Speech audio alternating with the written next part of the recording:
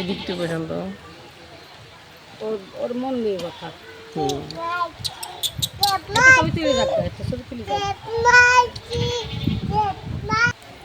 ফরিদপুর জেলার অন্যতম একটি ব্যস্ততম রেল স্টেশন তালমা রেল স্টেশনের এটা ছোট মানের একটা জংশনও।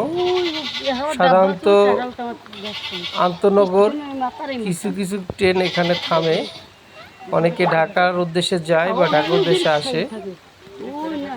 আমরা পাশেই একটা ছোট বানরছানা দেখতে পেলাম যার নাম মধু, তার বয়স মাত্র 2 মাস। মানে একজন ছোট মানুষের যত ধরনের গুণাবলী ছিল তার মধ্যে ছিল আসলে সে বানর হলেও মানুষের মতোই অতি যত্নে আদরে গড়া একটা প্রাণী।